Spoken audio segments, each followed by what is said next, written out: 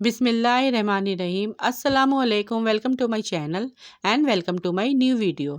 जहाँ रहें खुश रहें, हैप्पी रहें। आज मैं आप लोगों के लिए बहुत ही मज़ेदार इंस्टेंट खीर की रेसिपी लेकर आई हूँ।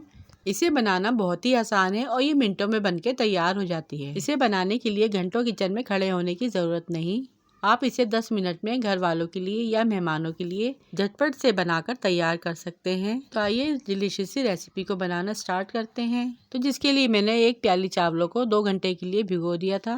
तो देखिए चावल यहाँ पे हमारे फूल के अच्छे से नरम हो चुके हैं। तो मैं इसे 2 दफ़ा पानी से निकाल लूंगी और दरदरा सा इसे ब्लेंड कर लूंगी। अब दूसरी साइड मैंने 1 किलो दूध पतीली में बॉईल होने रख दिया है। 4 से 5 इलायची जिसे मैंने मोटा मोटा कूट लिया है वो ऐड कर देंगे। खीर में इलायची का फ्लेवर बहुत ही मजे का आता है।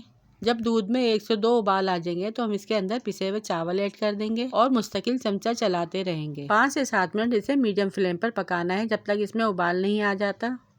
फिर इसके बाद ढककर इसे 20 से 25 मिनट के लिए धीमी आंच पे पकाना है जब तक कि हमारे चावल गल नहीं जाते और इसमें गाढ़ापन नहीं आ जाता। 20 से 25 मिनट के बाद यहाँ पे हम कुछ ड्राई फ्रूट ऐड करेंगे जिसमें मैंने किशमिश, बादाम और पिसा खोपरा ऐड किया है। आप अपनी पसंद का कोई भी ड्राई फ्रूट ऐड कर सकते हैं।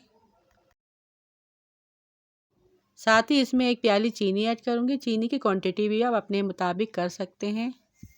अच्छी तरह से मिक्स करेंगे और ये देखिए खीर पकते पकते गाढ़ी हो चुकी है।